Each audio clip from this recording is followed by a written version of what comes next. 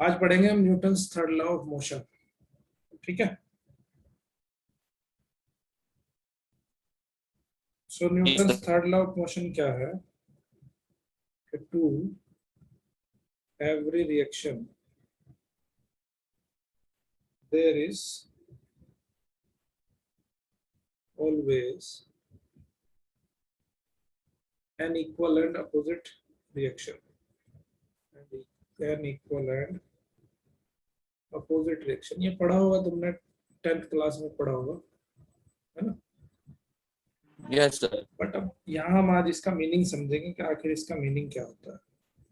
To every reaction there is always an equal and opposite reaction.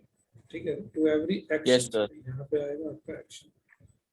To every action, कोई भी अगर हम action करते हैं तो उसका इक्वल एंड अपोजिट रिएक्शन जरूर होता है। ठीक है। फॉर एग्जाम्पल, जैसे आप कॉपी पे लिख रहे हो, ठीक है, एग्जाम्पल बहुत सिंपल सा लेते हैं, राइटिंग ऑन ए कॉपी। जब आप कॉपी पे लिखते हो यस सर। तो can you feel some pressure on your fingers? Yes sir. ठीक है। So we feel pressure on our finger. Actually science की भाषा में इसको प्रेशर नहीं, इसको बोलेंगे फोर्स। ओके। तो this is known as, yes sir. So you feel some force on your fingers. ठीक है। So yes force sir. On your fingers. ठीक है। So this is the example of this Newton's third law of motion. Very very simple example. और बताओ दो चार example. Sir walking on road. हाँ, walking on road. तो walking on road जब आप करते हो तो क्या करते हो उस टाइम पे? तो थोड़ा पीछे की तरफ फोर्स लगाते हैं चलते समय। हाँ, लेकिन थोड़ा सा फोर्स आपके ऊपर भी लगता है ना, थकान आपको भी महसूस होती है ना? Yes sir. तो we feel some resisting force. ठीक है। रेजिस्टिंग फोर्स हमारे ऊपर लगता है, जिसको क्या कहते हैं? फ्रिक्शन। Yes sir. इसको कहते हैं फ्रिक्शन। ठीक है। तो आप यस आगे की तरफ चल रहे हो, बट एक फोर्स है जो आपको पीछे की तरफ खींच रहा है। ओके। सर। तो आपने क्या देखा कि एक फोर्स का डायरेक्शन ये है और दूसरे फोर्स का डायरेक्शन ये है, तब जाके यहाँ पे ये Newton's third law of motion की जो बात है वो ट्रू होती है। So to every action there is always an equal and opposite reaction. तो कहीं भी आप यूनिवर्स में कहीं भी जाओगे, so there is no existence of single force. ठीक है। No existence of single force. कहीं भी कोई भी सिंगल फोर्स कभी भी नहीं लगता है। ठीक है। ओके। जैसे आपने यहाँ पे यस सर। रस्सी से कुछ लटका दिया। सपोज दैट कुछ रस्सी से आपने लटका दिया, ये रस्सी से कोई वेट आपने लटका दिया। ठीक है। यहाँ पे रस्सी है, यहाँ पे कुछ वेट आपने लटका दिया। ठीक है। तो इस पे देखो नीचे की तरफ एक फोर्स लगेगा, F is equal to mg, है ना? ऊपर की तरफ लगेगा एक टेंशन। ठीक है। यस। सो कभी भी यस सर। कभी भी आप जो फोर्स को देखोगे वो सिंगल एग्जिस्टेंस में नहीं देखोगे, हमेशा फोर्स जो है कपल में होता है। ठीक है। Yes sir. Force is always in pairs. Single कभी नहीं होता है, हमेशा वो पेयर में होता है। ठीक है। सो ये है न्यूटन का यस। Third law. ओके। अभी इसको थोड़ा सा और ब्रीफली देख लेते हैं। Yes sir. सो अभी हमने क्या देखा? Force always occurs in pair। ठीक है। पेयर्स में यस हमेशा सर। occurs होता है। And force on a body A, force on a body A by B is equal and opposite to the force on the body B by A। to the force on the body B by है। B by A। अब देखो यहाँ पे ये Yes. कोई A body है और दूसरी कोई Yes, B sir. बॉडी है, ठीक है। अब ये A बॉडी इसके ऊपर फोर्स लगा रही है, एक B बॉडी इसके ऊपर फोर्स लगा रही है, ठीक है। सो इसको Yes, sir. हम कैसे डिनोट करेंगे? Force force on A by B, तो इसको डिनोट करेंगे हम एफ ए बी से, और फोर्स ऑन बी बाई ए ये डिनोट होगा एफ बी ए से, ठीक है। तो Yes, यहाँ sir. पे आप देखोगे कि F A B is equal and opposite to F B A, ठीक है। So this is your Newton's third law, Newton's third law of motion. जितना फोर्स ए बी पे लगाएगा उतना ही फोर्स बी ए के ऊपर भी लगाएगा, ठीक है। क्लियर है? ओके। अब यहाँ पे देखो एक चीज और आती है कि if A F A B is greater than F B A, अगर एफ ए बी और एफ बी ए से बड़ा हो जाता है तो क्या होगा? तो क्या होगा बताओ? Sir, इसकी पोजीशन चेंज हो जाएगी, वो ये बी बॉडी जो है यहाँ पे आ जाएगी। तो बराबर होता है। अगर बराबर Yes, sir. नहीं हो तो क्या होगा? जरूरी थोड़ा है कि बराबर होगा। तो बॉडी का पोजीशन चेंज है। हाँ, तो अगर ये एफ ए बी ज्यादा हो गया एफ बी ए से तो बॉडी का जो है मूवमेंट हो जाएगा, है ना। Yes, sir. So there will be movement, there will be movement in the bodies, bodies के अंदर मूवमेंट होगा। और पिछले जो हमने पढ़ा है, चैप्टर पढ़ा है ना, लॉ ऑफ मोशन, पिछला क्या यही चैप्टर जो पढ़ा है, इसमें Yes, क्या sir. पढ़ा है? F is equal to M A, है ना। अब ये Yes, F sir. F किसके बराबर हो जाएगा? दोनों के रिजल्टेंट फोर्स के बराबर। तो F A B minus F B A, तो ये हो जाएगा net force, okay. Yes, sir. So ये हो जाएगा Yes, sir. आपका net force. So net force अगर जीरो नहीं है तो क्या होगा? Body will be in the motion, और मोशन में जब बॉडी होगी तो इसके अकॉर्डिंग उसमें एक्सेलरेशन प्रोड्यूस हो जाएगा। क्लियर है? Yes, sir. अच्छा, दूसरी कंडीशन, अगर एफ बी ए बड़ा हो जाए एफ ए बी से तो क्या होगा?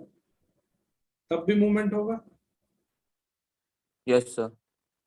तो तब मूवमेंट होगा लेफ्ट साइड की तरफ, there will be movement in the bodies, okay. अभी मूवमेंट कहाँ हो जाएगा? अभी मूवमेंट हो जाएगा इस साइड में। क्लियर है भाई? Yes, yes, तो अभी आपके जो बॉडी हो जाएगी वो यहाँ पे हो जाएगी, ये ए हो जाएगी और ये बी हो जाएगी। सो यहाँ पे भी नेट फोर्स कितना आ जाएगा? नेट फोर्स हो जाएगा आपका F is equal to F B A minus F A, और ये कहाँ से कैसे दिया जाएगा? F is equal to M A से दिया जाएगा, ठीक है। तो इसके अकॉर्डिंग yes, जितना भी नेट फोर्स होगा उसके अकॉर्डिंग यहाँ पे एक्सेलरेशन प्रोड्यूस होगा, ठीक है। लेकिन ये बात किसकी हो रही है? yes, ये बात उसकी हो रही है जब एक्सटर्नल फोर्स है, ठीक है। ये कैसा yes, sir. फोर्स है? एक्सटर्नल फोर्स है। लेकिन अभी जो Newton third law of motion क्या कह रहा है कि कांटेक्ट फोर्स की बात करेंगे यहाँ पे। देखो दो तरह के फोर्स होता है आपके लिए, ठीक है। एक होता है आपका कांटेक्ट Yes, फोर्स sir. और एक होता है आपका परवेसिव फोर्स, Yes, ठीक है। yes, sir. दो तरह के फोर्स हैं। तो कांटेक्ट फोर्स तो बिल्कुल सिंपल है, जिसमें दो बॉडी आपस में कांटेक्ट में हो तो उसको कहते हैं कांटेक्ट फोर्स। तो ये जो Newton's third law of motion है ये दोनों ही फोर्स के लिए एक्यूरेट है, ठीक है। Yes, sir. परवेसिव फोर्स होता है और एक होता है कांटेक्ट फोर्स, ओके। तो कांटेक्ट फोर्स का मतलब क्या है? व्हेन टू और more bodies in contact. Okay,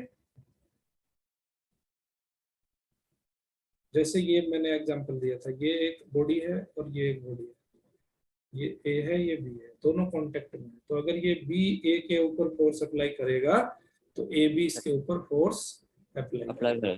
ठीक है, यस सर। सो इसको कहते हैं हम कांटेक्ट फोर्स। अब यस सर। परवेसिव फोर्स कैसा है, जैसे यहाँ पे अर्थ है, ठीक है, दिस इज योर अर्थ, और ये कोई बॉडी है, तो ये बॉडी हमेशा इसकी तरफ अट्रैक्ट रहती है, हमेशा नीचे की तरफ आती है ना। Yes sir. तो दोनों एक दूसरे के कांटेक्ट में नहीं है, बट फिर भी उसके अंदर जो है एक फोर्स है। सो इसका एग्जांपल हो गया आपका ग्रेविटेशनल फोर्स। ओके, कांटेक्ट में नहीं है उसके बाद भी इसके ऊपर फोर्स एक्सर्ट हो रहा है, ग्रेविटेशनल Yes, फोर्स sir. है। इलेक्ट्रोस्टैटिक फोर्स है, इलेक्ट्रोस्टैटिक फोर्स भी इसका एक एग्जांपल है। ठीक है, और इसके एग्जांपल बताओ मुझे। एक मैग्नेटिक फोर्स, यस सर। ठीक है, magnetic force when not in contact, when not in contact। Magnetic force तो तब भी लगेगा ना जब कांटेक्ट में रहेगा। Yes sir. Okay, इसका एग्जांपल बताओ। So magnetic force when in contact. हाँ, इसका एग्जांपल क्या है, फ्रिक्शन है पहला एग्जांपल, है ना। Yes sir. और बताओ, buoyant Sir, force, muscular force. muscular force,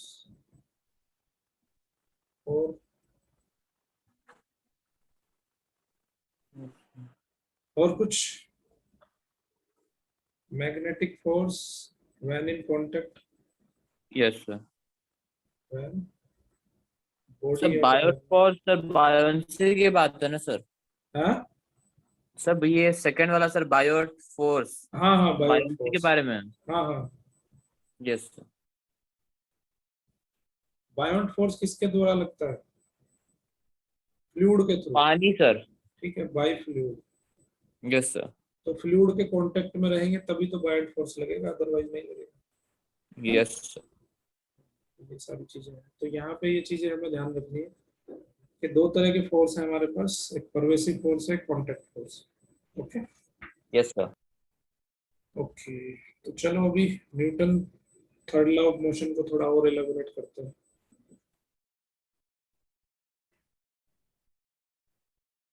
okay, अब इस पे बेस्ड कुछ एग्जांपल होते हैं। ठीक, अब देखो, अभी हमने क्या पढ़ रहे थे कि एक ये बॉडी है ए और एक इसके कांटेक्ट में बॉडी है बी, ये इस पे फोर्स लगा रही है एफ ए बी, और इस पे ये फोर्स लगेगा। देखो, पहले फोर्स बी ने लगाया है, तो बी, ए तो स्टैटिक था, ठीक है, ए स्टैटिक यस था, सर। बी ने उसके ऊपर फोर्स डाला, तो फिर वो क्या करेगा, Newton's third law of motion के अकॉर्डिंग ये भी इस पे equal and opposite reaction force apply करेगा। ठीक है, तो इस कंडीशन में क्या होगा, मैंने क्या बताया आपको कि F A B is equal to minus F B A. Okay, तो अगर इनको दोनों को ऐड कर देंगे तो F A B plus F B A, ये क्या आ जाएगा, 0 आ जाएगा। ओके, यस तो सर। इस कंडीशन में क्या होगा, नेट फोर्स हमारा 0 होता है। बिल्कुल। क्लियर है। Yes sir. हाँ, तो ये चीज हमें हमेशा ध्यान रखनी है। तो इस पे बेस्ड अब कुछ एग्जांपल देखते हैं। ठीक, यस सर। इसका एग्जांपल आगे देखो, एग्जांपल नंबर 5.5 दिया है आपके बुक में। ओके, तो एग्जांपल नंबर 5.5 देख लेते हैं। एग्जांपल नंबर 5.5, 5.5 कहता है कि the two identical billiards balls strike a rigid ball। देखो, एक रिजिड बॉल है और यहाँ पे बिलियर्ड्स की बॉल हिट करती है, ठीक है, यस सर। बट यस उसने ये नहीं दिया कि किस एंगल पे हिट करती है, डिफरेंट एंगल पे हिट करती है। ओके, तो यहाँ पे दो केस हो सकते हैं, ये जो है यहाँ पे रिजिड हमने बना दिया टेबल, तो देयर आर टू केसेस, दो पॉसिबिलिटी यहाँ पे हो सकती है। ये है, ले लो आपका केस 1, दूसरा ले लो केस 2। तो देखो या तो वो बिल्कुल 90 डिग्री एंगल पे हिट करेगी, है ना? तो 90 डिग्री एंगल पे हिट करेगी सर तो योर वॉइस वापस। इज सर वॉइस क्लियर नहीं आ रही? हेलो? सर बीच में सर क्रैक हो रही है। Okay okay. सो देखो, दो केस हो सकते हैं बॉल को हिट करने के इस टेबल पे। तो या तो वो 90 डिग्री के एंगल पे आए और 90 डिग्री के एंगल से वापस चली जाए। पहला केस तो ये हो सकता है। दूसरा केस क्या हो सकता है कि किसी पर्टिकुलर एंगल से आए और जिस एंगल से आती है उसी एंगल से वो चलिए जाए। रिफ्लेक्ट होकर वापस चली जाती है। ठीक यस है? Yes yes sir. क्लियर है? तो अभी यस हम सर। सपोज करते हैं कि ये u वेलोसिटी से आ रही थी बॉल। तो जितनी वेलोसिटी से आएगी, अगर यहाँ पे कोई लॉस नहीं होता, आइडियल कंडीशन में क्या होगा कि हम ऐसा सपोज करते हैं कि यहाँ पे कोई लॉस नहीं होता इसमें। ठीक है? तो जब इसमें कोई लॉस नहीं होगा आइडियल कंडीशन के अंदर, तो क्या होगा? तो ये जिस वेलोसिटी से आई थी उसी वेलोसिटी से वापस चली जाएगी। ठीक यस है? सर। यस तो अब उसका कहना ये है कि वो कहता है कि what is the direction of the force on the ball due to each ball. Force का डायरेक्शन क्या होगा? ठीक है? दोनों कंडीशन में, जब वो सीधी टकरा रही है तब क्या होगा, और जब वो किसी एंगल पर टकरा रही है तब क्या होगा। दूसरा कह रहा है the ratio of the magnitude of impulse imparted to the balls by the ball. अब जो इंपल्स है बॉल का, ठीक है, फर्स्ट कंडीशन में और सेकंड कंडीशन में, दोनों का हमें रेशियो फाइंड करना है इंपल्स का। Okay, so let us calculate the ratio. Okay, तो उसने कहा है आइडेंटिकल। ओके, ठीक है। तो हम इसको क्या करते हैं कि हम इसको सपोज कर लेते हैं कि ये जो नॉर्मल है, किसका नॉर्मल? टेबल का नॉर्मल। इस टेबल के नॉर्मल से थीटा एंगल पे बॉल आ रही है u वेलोसिटी से, और इसी एंगल से वो निकल जाएगी। Yes sir. ओके, तो दोनों केस हमें स्टडी करने हैं। दोनों केस के अंदर हमें इम्पल्स मोमेंट ये फाइंड करना है, मोमेंटम। ठीक है?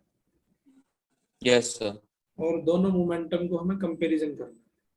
तो पहले केस में देखो, देखो हमेशा केस वन स्टडी करेंगे अभी। सबसे पहले देखो, मोमेंटम इज ए वेक्टर। ठीक है? P yes is equal to sir. हमने पढ़ा था एम। एमवी एम है। कैसा होता है? स्केलर होता है। तो स्केलर को हमने बताया था प्लस, v को बताया, v वेलोसिटी है, तो ये हो जाएगा वेक्टर, है ना? सो यहाँ पे जो फाइनल आंसर आएगा हमारा माइनस आएगा, और माइनस को क्या कहते हैं हम? वेक्टर कहते हैं। ठीक है? सो सबसे पहली बात यहाँ पे है कि P is a vector quantity. Okay, तो इसके दो कंपोनेंट होंगे यस हमेशा। सर। P के दो कंपोनेंट होंगे, Px एंड Py। ओके, तो देखो जब बॉल हॉरिजॉन्टल जा रही है तो उस कंडीशन में क्या होगा? ओनली Px होगा इसके अंदर, Py नहीं होगा, है ना? Yes sir. So now in case one,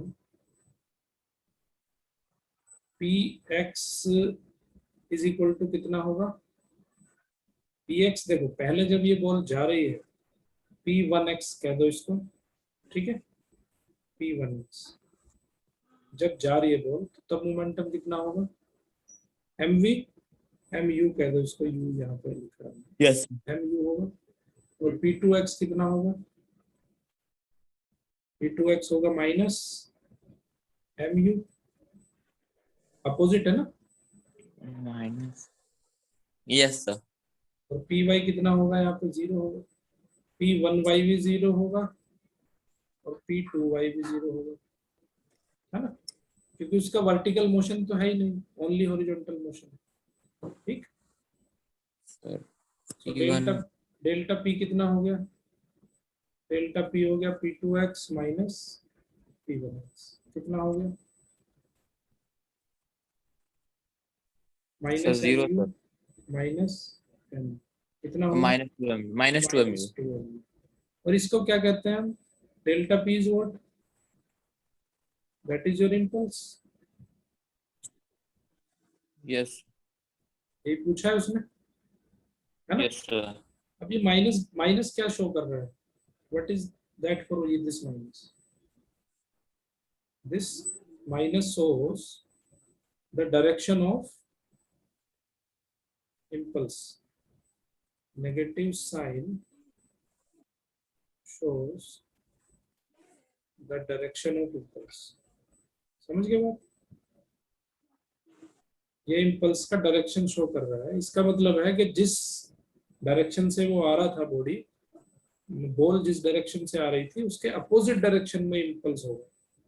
clear है? And that impulse is -2 mv। Okay yes yes okay. अब y कंपोनेंट ऑफ इम्पल्स क्या होगा? ये तो तुम्हारा px आ गया, है ना? डेल्टा पी वाई क्या होगा? 0 होगा। उल्टा क्लियर? जाए। Yes sir. भाई क्योंकि P1 वाई भी 0 है, P2 वाई भी 0 है, तो डेल्टा पी वाई कितना होगा? 0 - 0, दैट इज यस 0। ठीक है, क्लियर है बात? Yes sir. एक बार सर ये रिपीट कर दीजिए सर ये देखो थोड़ा भाई, सा। बॉल u वेलोसिटी से आ रही थी और u वेलोसिटी से वापस चलेगी, हॉरिजॉन्टली आ रही थी, हॉरिजॉन्टली वापस चलेगी। ठीक है? Yes sir. So there is no vertical motion. तो वर्टिकल मोशन ही नहीं है तो इसका जो मोमेंटम होगा वर्टिकल, वो भी 0 होगा, आने का भी और जाने का भी। ठीक है? और हॉरिजॉन्टल यस मोमेंटम सर। आने का क्या होगा? इनकमिंग मोमेंटम होगा mu, आउटगोइंग मोमेंटम होगा -mu, because its direction is getting changed. u का डायरेक्शन इधर था और after hitting it is going in the opposite direction of incoming direction. तो इसलिए यहाँ पे जो मोमेंटम हो जाएगा P2x जो होगा वो होगा -mu। क्लियर है? अब चेंज इन मोमेंटम फाइंड करना है। Change in momentum P2x - P1x, तो ये हो जाएगा -mu दैट इज -2mu। तो अब हमने निकाल लिया इम्पल्स। और वर्टिकल डायरेक्शन में इम्पल्स कितना आ जाएगा? 0 आ जाएगा, क्योंकि दोनों में मोमेंटम की वैल्यू 0 है। और ये नेगेटिव साइन क्या दिखा रहा है? Negative sign shows the direction of impulse. ठीक है? That is in the negative x direction. Negative x direction. Clear है? Yes sir. पहला पॉइंट उसका निकल गया। अब केस 2 निकाल लो। केस 2 के अंदर क्या होगा? अब देखो यहाँ पे दो कंपोनेंट होंगे, एक हॉरिजॉन्टल कंपोनेंट होगा और एक वर्टिकल कंपोनेंट होगा, है ना? Yes sir. तो अब ये देखो u है, तो यहाँ पे ux क्या होगा? ux होगा आपका u cos थीटा और uy होगा आपका u sin थीटा। समझ गए बात? सर ये कैसे हुआ सर? अरे ये u वेक्टर है, इसके दो कंपोनेंट होंगे ना, u cos हाँ थीटा यस और सर यस सर। हाँ yes sir yes u sin theta. Yes clear है? यस अब यहाँ पे हम निकाल लेंगे P1x उसी की तरह जैसे हमने वहां पे निकाला था। P1x क्या होगा? MUX, है ना? Yes sir. तो ये हो जाएगा MU cos थीटा। और P1y क्या हो जाएगा? MU sin। साइन। ठीक है, कोई डाउट इसमें? No sir. ओके। अब हम निकाल लेंगे P2x। ठीक है? ये कैसा है? P1x और P1y हमने क्या निकाला है? ये है बिफोर हीटिंग। ये कैसा है? ये है बिफोर हीटिंग। हिटिंग। अब आफ्टर हीटिंग निकाल लो। आफ्टर हीटिंग, आफ्टर हीटिंग जो P2x होगा वो क्या होगा?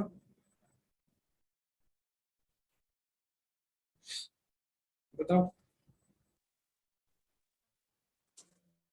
सर जा रहा है सर, mu cos थीटा होगा।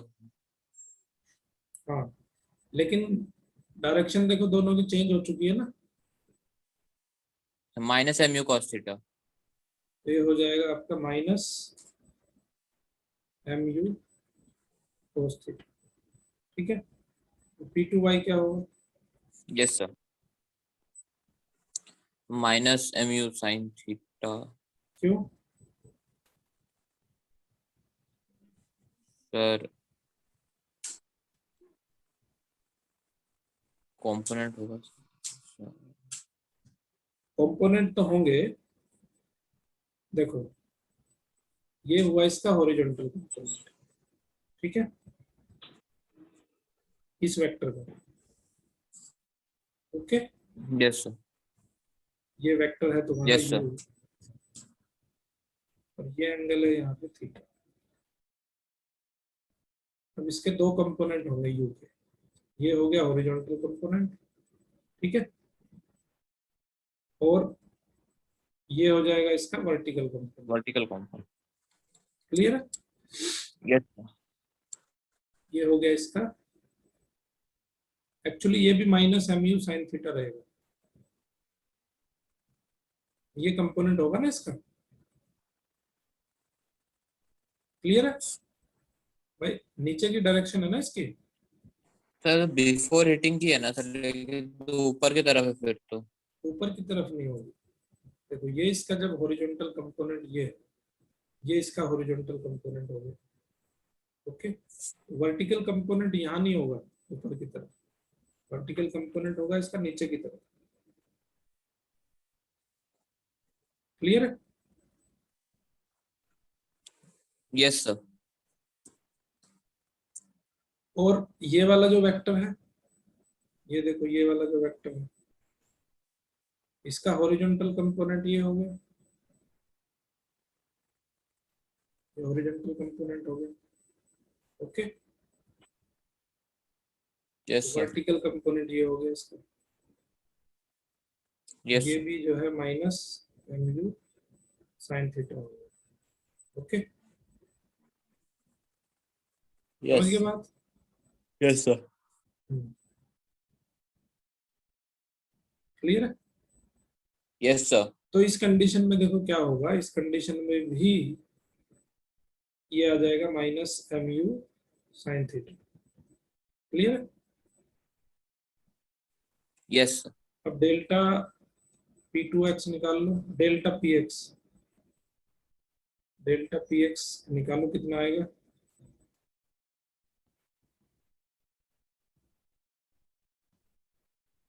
कितना आ जाएगा? तो डेल्टा px आ जाएगा आपका माइनस mu cos थीटा और yes minus mu। mu cos theta. तो ये आ जाएगा माइनस 2mu cos थीटा। ये वैल्यू आ गई आपकी डेल्टा px की, और डेल्टा py कितना आ जाएगा? 0 आ जाएगा। समझ आई बात? Yes sir. तो ये नेगेटिव डायरेक्शन क्या, नेगेटिव साइन क्या दिखा रहा है? Sir opposite negative direction. Sign shows the direction of impulse. Delta p impulse होगा, so negative sign shows the direction of impulse in minus x direction. Clear? समझ गए बात? यस। यस। ओके, अब ratio पूछ रहा है वो। दोनों केस में उसने रेशो पूछा है कि भाई पहले केस में और दूसरे केस में रेशो बताओ कितना होगा। तो डेल्टा पी, तो ratio of impulse in case 1 to case 2, तो कितना आ जाएगा? पहले में इम्पल्स कितना था?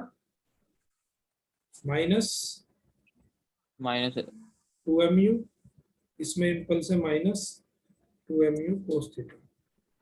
यस। ठीक है, तो ये हो जाएगा आपका -2mu cos थीटा, तो ये आ जाएगा 1/cos थीटा। क्लियर है? Yes sir. हाँ, इसमें अगर थीटा की वैल्यू इसने 30 डिग्री दे दी, 60 डिग्री दे दी, तो उसके हिसाब से इसका रेशो चेंज हो जाएगा। ठीक है, मतलब ये 1/cos थीटा के बराबर है। तो ये क्वेश्चन एग्जाम में पूछा जा सकता है।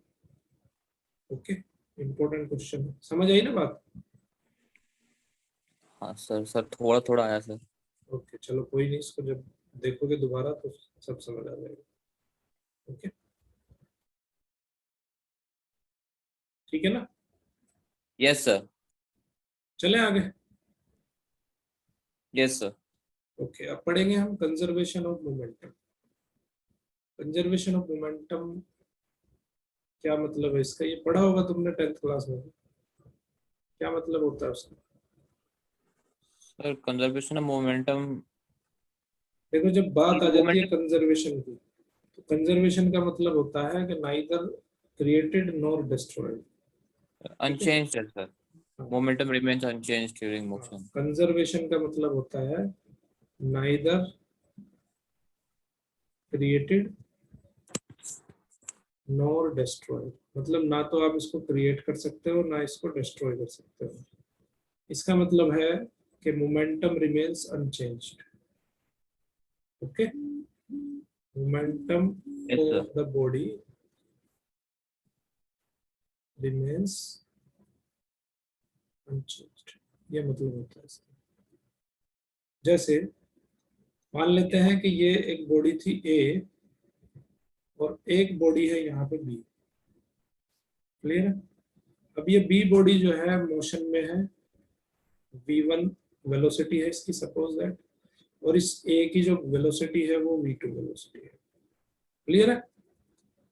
अब इनका हो जाता है कोलाइड, ये है पहला सी। ठीक है, जब yes sir. Both are in motion, both are in motion and a distant apart, अभी वो एक दूसरे से डिस्टेंस पे है, ये है आपका केस वन। अब क्या होता है, वो दोनों मोशन में है तो हिट करेंगे एक दूसरे को, यस सर। है ना? हिट करेंगे, तो अब वो क्या होता है, यस अब सर। ये दोनों एक दूसरे को हिट कर देते हैं। क्लियर? ये ए है और ये बी है। Now they hit each other, yes sir. उन्होंने एक दूसरे को हिट कर दिया। ठीक है, अब तीसरा सिनेरियो है। अब देखो, तीसरा सिनेरियो मुझे बताओ क्या होगा। लो ऑफ मोशन हमने पढ़ा है, so what will be the third scenario? अब कौन सा इसका मोशन आप मोमेंटम जो सर? है mv2 था, इसका मोमेंटम mv1 था। What is third scenario? Sir sir hit किया टकरा उन्होंने के एक सर। दूसरे को, उसके बाद क्या होगा? सर सर उसके बाद सर या तो ए पीछे जाएगा या बी पीछे जाएगा। हाँ, या तो एक पीछे जाएगा या दूसरा पीछे जाएगा, और ऐसा भी हो सकता है कि दोनों हिट करके वहीं रुक जाए। यस सर, ये भी हो सकता बट दोनों में कुछ ना कुछ मूवमेंट तो जरूर होगा। ओके, तो है। यस अब सर। क्या होगा कि अगर इसने एक फोर्स लगाया, ये एक फोर्स लगा रहा है और ये भी एक फोर्स लगा रहा है, वही वाली बात आ गई, yes sir. F A B और एफ बी। तो जो भी फोर्स ज्यादा होगा उसी की डायरेक्शन में मूव करेगा, है ना? क्लियर यस है? सर। तो यस सर। अब मान लेते हैं, अब यहाँ पे दो सिनेरियो होंगे। पहला सिनेरियो क्या होगा, if F A B is greater than F B A, तो क्या होगा, ये दोनों बॉडी ए की डायरेक्शन में मूव करेंगी, है ना? Yes sir. इस डायरेक्शन में दोनों बॉडी मूव करेंगी, लेट अस से v वेलोसिटी के साथ। Okay, yes sir. मान लेते हैं इसका मास m1 है, इसका मास m2 है। क्लियर है बात? Yes sir. ओके, अब दूसरा क्या होगा इसमें, if F B A is greater than F A B, तब क्या होगा, तब दोनों बॉडी इस डायरेक्शन में मूव करेंगे। यस। लेट अस से v वेलोसिटी के साथ। यही Yes, तो sir. सिनेरियो हो सकता है, इससे तीसरा कुछ सिनेरियो हो सकता है No, नहीं ना? sir. ओके, तो अब कंजर्वेशन ऑफ मोमेंटम क्या कहता है कि भाई जितना मोमेंटम उनका बिफोर हिटिंग द बॉल था, उसके बाद उतना ही मोमेंटम रहेगा after hitting the ball. Hit करने के बाद. So Yes, before hitting what was the momentum? sir. M1 V1 plus before hitting M1 V2 plus M2 V1. P1 plus P2 कितना था? M1 V1 M1 V2 plus M2. M2 V2, ठीक है। और after Yes, hitting, उतना ही रहेगा sir. After hitting कितना हो जाएगा? आफ्टर हिटिंग देखो दोनों एक साथ मिल जाएंगे तो मास हो जाएगा M1 प्लस M2, ठीक है। Yes, sir. और वेलोसिटी है उनकी v, तो आफ्टर हिटिंग मोमेंटम हो जाएगा ये। तो कंजर्वेशन मोमेंटम क्या कहता है? So by the conservation of momentum, इस तरह के न्यूमेरिकल आपको मिलेंगे। कंजर्वेशन मोमेंटम से क्या होगा कि m1 v1 plus m2 v2 is equal to हो जाएगा आपका m1 plus m2 into v, ठीक है। ये चीज Yes. आपको ध्यान रखनी है। क्लियर है बात? Yes, sir. ओके, तो इसमें बेस्ट कुछ क्वेश्चन भी पूछे जाएंगे। So this is called as law of conservation of momentum. देखो ये इस सिस्टम को कहते हैं आइसोलेटेड सिस्टम। दोनों दोनों जो है अलग अलग है यहाँ पे body. So this system, this first condition is known as isolated systems, ठीक है। Yes, sir. Isolated system, okay okay. चलो क्वेश्चन देखो, Yes, sir. आपकी स्क्रीन पे आ रहा है। So try to solve it. A 30 kg shell is flying. A 30 kg shell is flying at 48 meter per second. When it explodes, its one part of 18 kg stops while the remaining part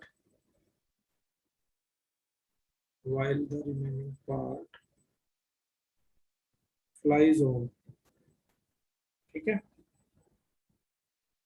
Find the velocity of remaining part. Yes, sir. इसको करो।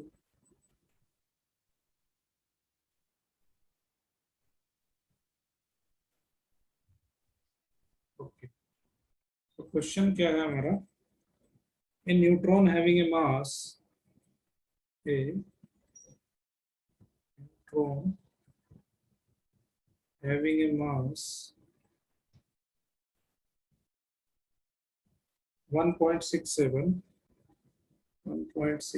into 10 to the power minus 27 kg and moving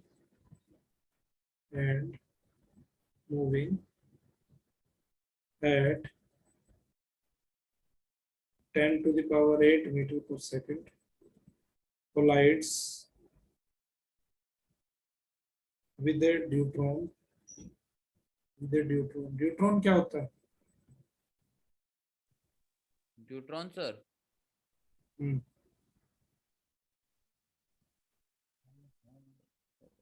neutron at rest सुना नहीं sir. and sticks to it if the mass of neutron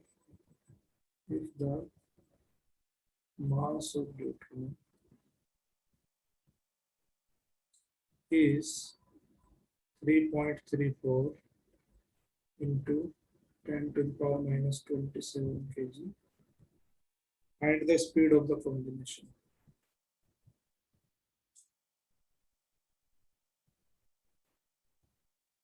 speed of the combination. ठीक है, इसको जो है करो। तो इस तरह से ये थर्ड क्वेश्चन दिया है, इसको भी करो complete. Okay, car of mass 1000 kg travelling at 32 metre per second dashes into the rear of a truck of mass 8000 kg moving in the same direction with the velocity of 4 meter per second. After the collision, the car bounces with the velocity of 8 meter per second. What is the velocity of truck after impact? ठीक है, तो इस question को करो।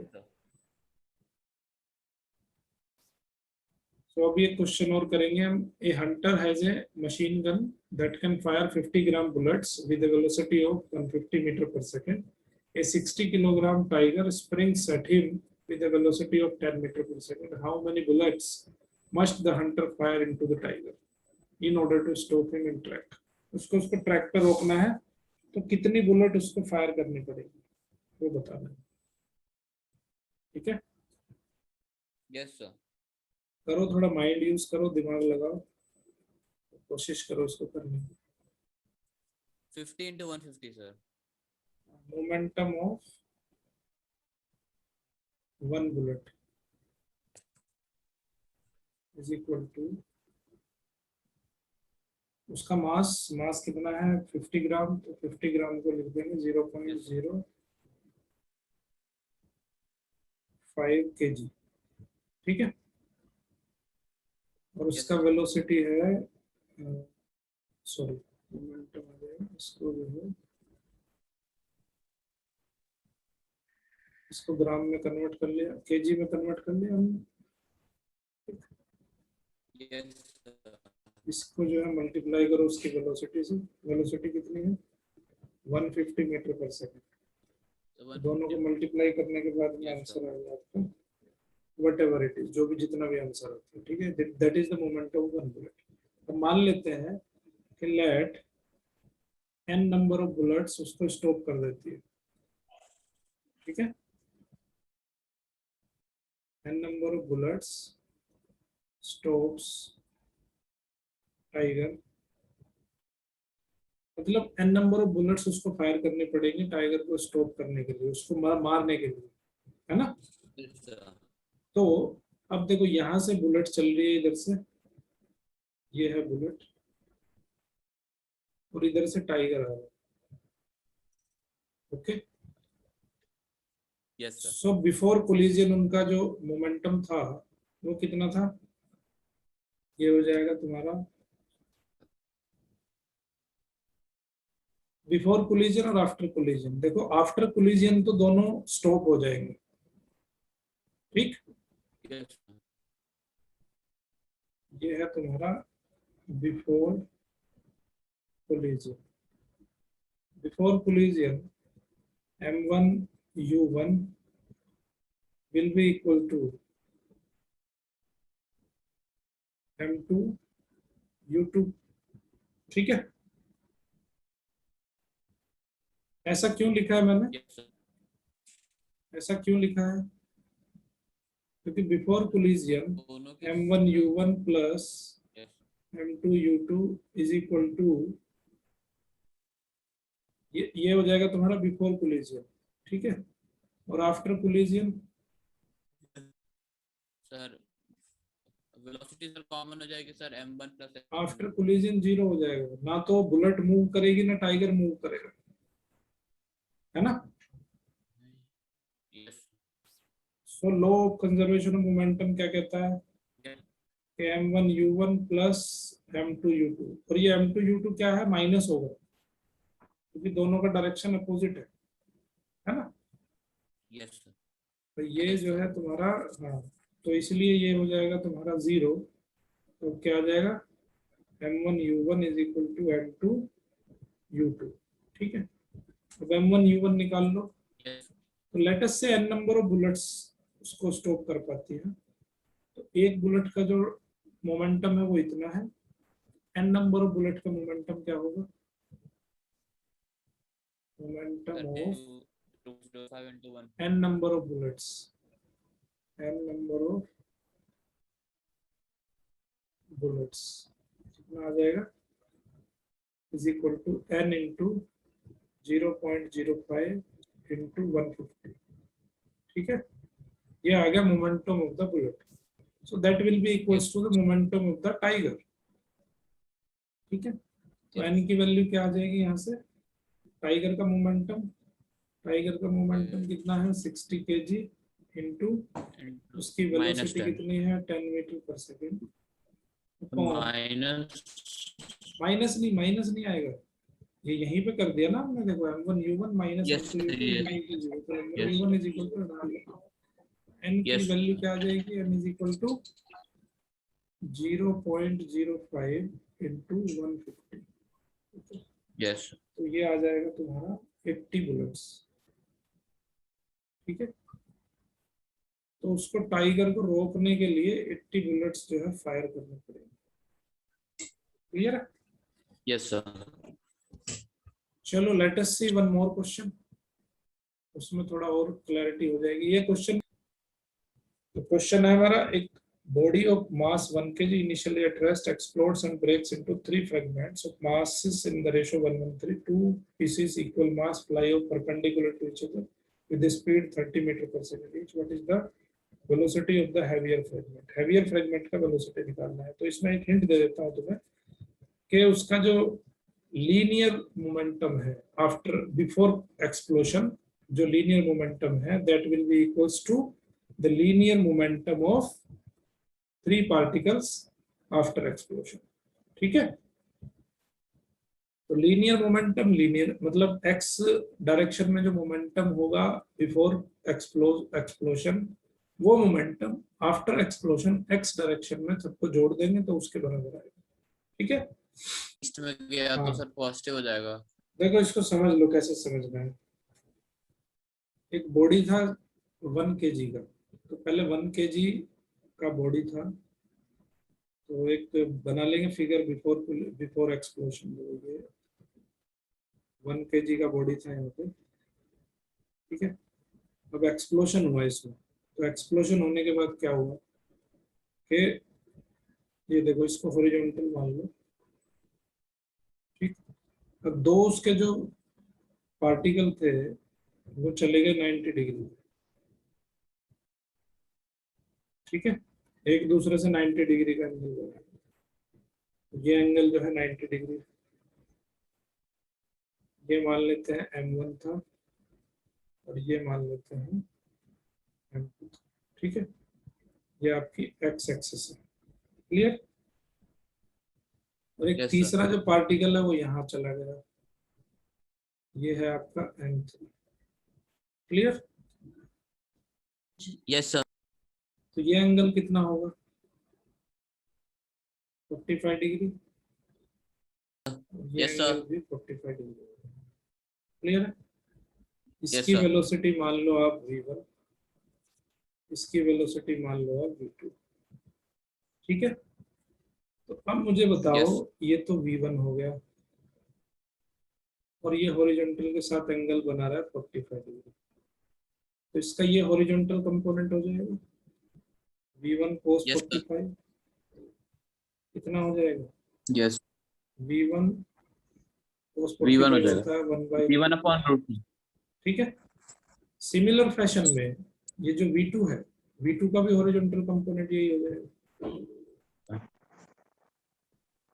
ये v2 हो गया, ये यहाँ पे 45 डिग्री का एंगल बना रहा है, तो इसका भी हॉरिजॉन्टल कंपोनेंट यही हो जाएगा, यस सर। 45 कितना हो जाएगा v2/√2,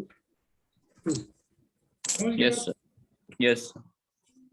तो और इसका हॉरिजॉन्टल कंपोनेंट m3 का, m3 तो इसी डायरेक्शन में जा रहा है, यस सर। तो यहाँ पे आप क्या देख रहे हो कि एक तो मोमेंटम ये हो गया m3v, m3 जो है तुम्हारा, m3 का मोमेंटम m3v3 इस डायरेक्शन में, यस सर। और इस डायरेक्शन में m1 v1/√2 plus m2 v2/√2, ठीक है। Yes sir, yes. अब यही दोनों एक दूसरे को बैलेंस में रखेंगे। देखो बिफोर एक्सप्लोजन मोमेंटम कितना था सर? बिफोर एक्सप्लोजन सर 0 था सर। यस और आफ्टर एक्सप्लोजन सर। ओनली मैं बात कर रहा हूँ हॉरिजॉन्टल मोमेंटम। सर ये कंपोनेंट दोनों सर ऐड क्यों होंगे सर? ये दोनों तो इक्वल है। एक ही डायरेक्शन में है ना। सर ये दोनों तो इक्वल होने चाहिए सर। देखो आफ्टर एक्सप्लोजन हॉरिजॉन्टल मोमेंटम किसके बराबर होगा? Sir m1 v1 by √2 plus m2 v2 by √2 और ये हो जाएगा माइनस। ठीक है, क्यों होगा माइनस? क्योंकि ये एक्स एक्सिस की अपोजिट डायरेक्शन में है, इसका वेलोसिटी माइनस लिखना पड़ेगा v3। ठीक है, यस समझ आई बात? और is yes equal sir. To ये हो जाएगा 0, क्योंकि ये मोमेंटम कितना है? ये मोमेंटम है आफ्टर एक्सप्लोजन। जो ये मोमेंटम है ये है तुम्हारा आफ्टर एक्सप्लोजन। ठीक है,